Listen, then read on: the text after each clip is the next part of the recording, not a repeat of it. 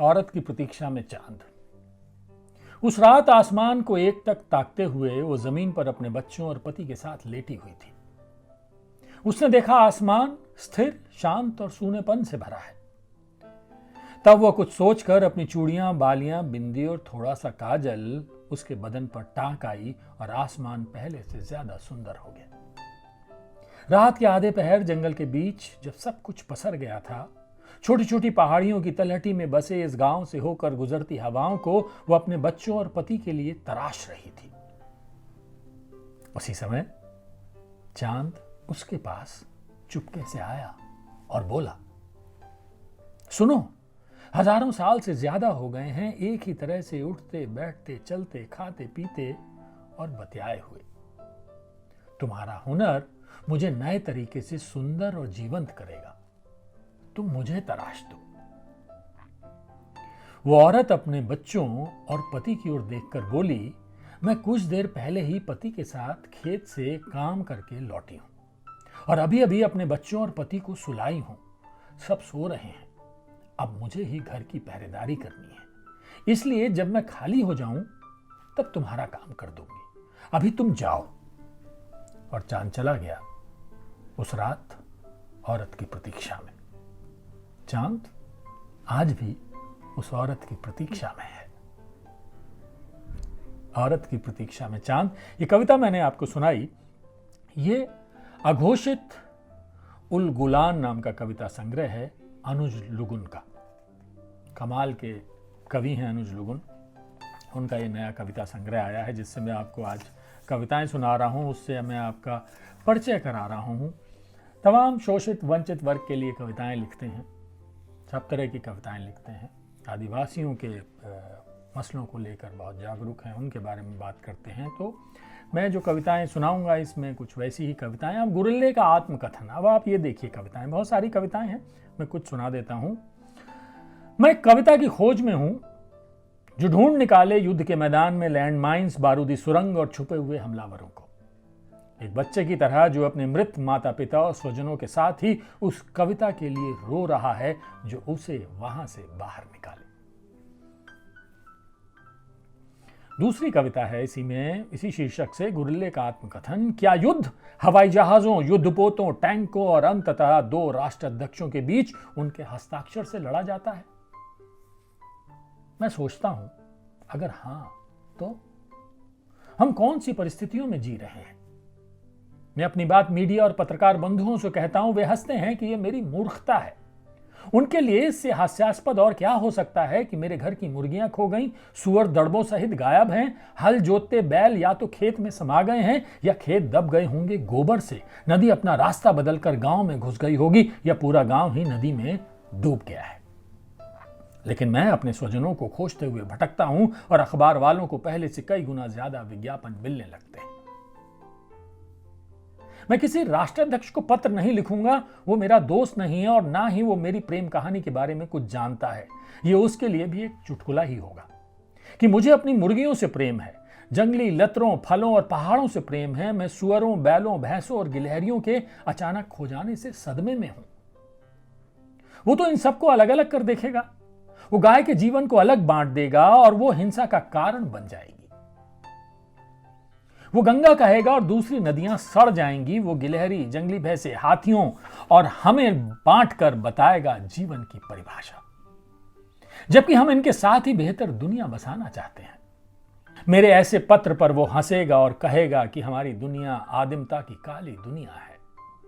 मैं अपने स्वजनों, साथियों को मिलने के लिए कहता हूं जंगल में, राष्ट्राध्यक्षों के शिखर सम्मेलन वाले दिन उनसे कहता हूं कि अब कोई जंगल, नदी, पहाड़ और जमीन नहीं पीछे हटने के लिए कि एक हिस्से में आग लगी हो तो दूसरे हिस्से में दाना चुगने चले जाएं। हमारे बच्चे, हमारी बहनें, हमारे बूढ़े और हमारी औरतें उसी जलती आग में रोज तपती हैं, आधुनिकता के घोर आदिम पाश्विक संधि पत्रों के खिलाफ। अनुज लुगुन की कविता देखिए, क्या कमाल की बात कह रहे हैं ना वो। कितना संघर्ष है जीवन के अंदर, क्या जरूरतें हैं, छोटी छोटी जरूरतें हैं, कोई ऐसी बड़ी जरूरत भी नहीं है, लेकिन हम कहां सोच पाते हैं इनके बारे में। चलिए एक और कविता सुनते हैं इसी में से। रोज कोई हमें धकेलता है युद्ध भूमि की तरफ, जो हमें धकेलता है हम उसी से लड़ने को तैयार हो जाते हैं। वो कहता है कि हम युद्ध कर रहे हैं, हम जानते हैं कि हम युद्ध में जाने से खुद को रोक रहे हैं। अगली कविता है, एक चिड़ी जंगल की पगडंडियों से गुजरती है और वहीं कहीं होती है तिलस्मी सुरंग। चिड़ीमार उसके पदचिन्हों का पीछा करते हुए उसके गांव तक पहुंचते हैं और जब तक उसके गांव को नहीं जलाया जाता तिलस्मी सुरंग बारूदी सुरंग नहीं होती है। क्या बात है। अगली कविता देखिए, बसंत के बारे में कविता। बसंत के बारे में कविता लिखने के लिए एक कवि भंवरे की सवारी पर चढ़ा और वो धम से गिर पड़ा। एक कवि अपनी प्रेमिका की गोद में लेटकर मौसम का स्वाद ले रहा था और उसकी कविता स्वादहीन हो गई। उसकी कविता के पात्र और चरित्र मरे हुए पाए गए। उसकी भाषा, जिसके माध्यम से वो सबसे अच्छी कविता लिखने का दावा करता था, उसकी जबान को लकवा हो गया। बसंत के बारे में कविता लिखने से डरता हूं कि कहीं कोई भंवरा मेरे गीतों पर रीझ ना जाए। पपीहे भूल ना जाएं बास के हमलों से बचना। सबसे बुरे समय में सबसे खुशनुमा और रंगों से सरोबार मौसम पर कविता लिखते हुए डरता हूं अपनी भाषा और शब्दों के दिवालिया हो जाने से। बसंत के बारे में कविता लिखने से पहले अपने बारे में सोचता हूं और पाता हूं अपनी बहन को बंदूक की नोक से आत्मा के जख्म सीते हुए। उसके पास ही होती है एक उदास और ठहरी हुई नदी, जिसके आंसुओं में जलमग्न होते हैं हरवैये बैल और मुर्गियों के अंडे। मैं सुनता हूं अपने बच्चों और मवेशियों की डूबती हुई चीख और वहीं देखता हूं अपने ही देश के दूसरे हिस्से के नागरिकों को पिकनिक मनाते, जश्न मनाते और फोटो खिंचवाते हुए। तब मेरी धरती और मेरे लोगों का खून मेरी कलम की नींव से बहने लगता है।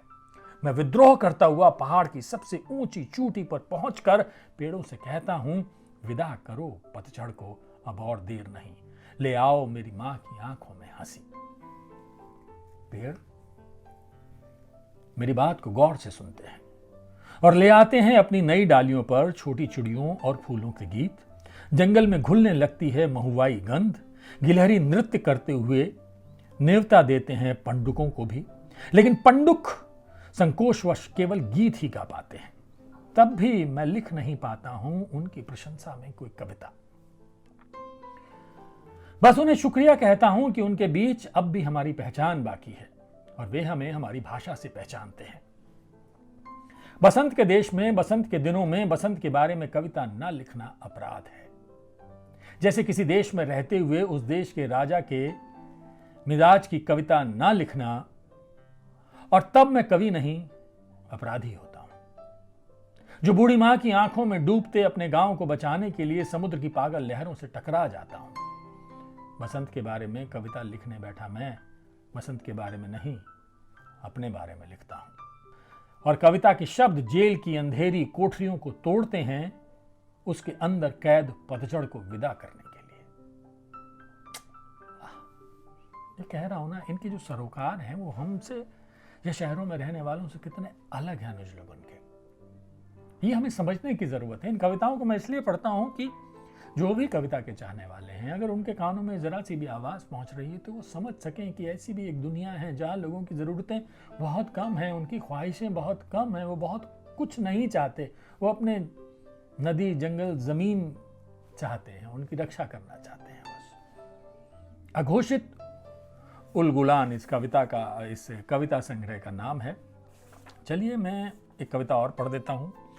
तमाम कविताएं हैं, तमाम सरोकार हैं, फिलिस्तीन पर भी इसमें कविताएं हैं, आदिवासियों के बारे में तो हैं ही। तुम अगर आओ, तुम अगर आना चाहो, अगर तुम आना चाहो तो आओ पहाड़ियों पर एक एक सीढ़ी चढ़ते हुए भोर के सूरज की तरह और लीप दो हमारे आंगन में उजासपन का गोबर। अगर तुम आना चाहो तो आओ हमारे जंगलों में बसंत की बयार की तरह और सूखी डंठलों पर भर दो नई कोपलें। अगर तुम आना चाहो तो आओ हमारी जमीन पर बादलों की बेबसी की तरह और हरी कर जाओ हमारी कोख। अगर तुम आना चाहो तो आओ हमारी नदियों पर पंडुकों की तरह और अपनी चोंच से इनकी धार पर संगीत दे जाओ। अगर ऐसा कुछ भी नहीं हुआ तुम्हारे आने पर तो पहाड़ों से उतर आएंगे हमारे देवता। आग बरसाने के लिए हमारे पुरखों की पवित्र आत्माएं उठ खड़ी होंगी अपने सीने का पत्थर हाथ में लिए हुए। अगर ऐसा भी कुछ नहीं हुआ तो हमारी माताओं और बहनों को सामने खड़े पाओगे, तीर धनुष और कुल्हाड़ी लिए हुए। हमारी कलाओं में नहीं है कुछ भी धोखे से हासिल करना। समझे आप क्या कहना चाह रहे हैं? किस तरह छल से उनके जंगल, जमीन, नदियां, पहाड़, पेड़, पर्वत सब छीने जा रहे हैं। उसके खिलाफ आवाज उठाते हैं, उनकी बातें करते हैं। कितना जरूरी है इन सब चीजों को बचा के रखना। ओके, अब मैं ओ मेरे सृजक साथी अपने दोस्तों को उनके प्रेम विवाह पे समर्पित ये कविता पढ़ूं या फिर कुछ और पढ़ूं, मैं सोचता हूं। चलिए, भंवर में प्रेम और युद्ध की कविताएं, ये कुछ आखिर में कुछ कविताएं हैं जिनसे पढ़ता हूं। इसका शीर्षक है भंवर में प्रेम और युद्ध की कविताएं। जीवन क्या है, मुठभेड़ में मृत्यु या समूह का गान? और प्रेम, केंदू के पत्ते बेचकर प्रियतमा के जूड़े सजाना। ओह, कितना आनंद बिखरा हुआ है यहां। हम चुनते हैं इसे महुए की तरह, लेकिन अब हम महुए से शराब नहीं बनाएंगे। पत्र लिखेंगे प्रधानमंत्री के नाम कि चिड़ियाघरों और अभयारण्यों के उद्घाटन के साथ वे ये भी घोषणा करें कि उनकी सरकार केवल मृत्यु का अभिनंदन करती है, और तब हम अपने अपने घरों से निकलकर शरणार्थी शिविर में चले जाएंगे। अगली कविता सुनिए। तुम्हें भी साथ ले चलूं मछली छीटने अपने साथियों के साथ। अब कि तुम रुको, बरसात का पानी उतर जाने दो नदी से। सब्र करो, ये उफान जरूर उतरेगा।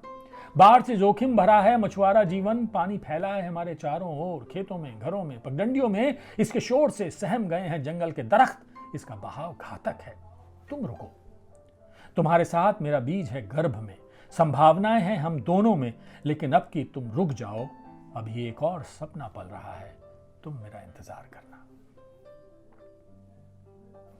चलिए, आखिरी कविता। तुम्हें प्यार करता हूं युद्ध की इन परिस्थितियों में भी।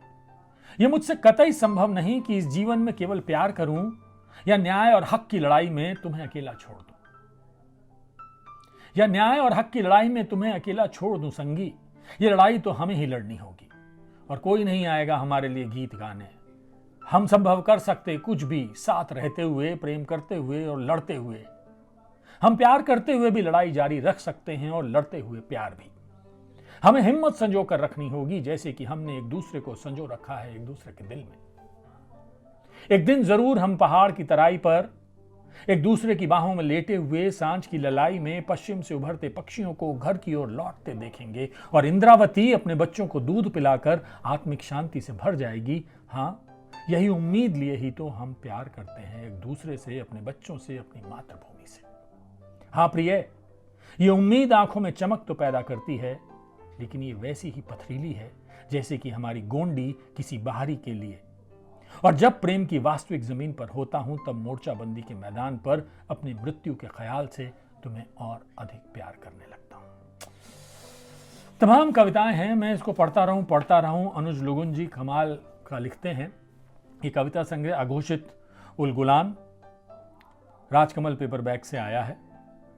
199 रुपए का है। इन कविताओं को पढ़ा जाना चाहिए, सुना जाना चाहिए। आप भी पढ़िए, मैं तो पढ़ ही रहा हूं।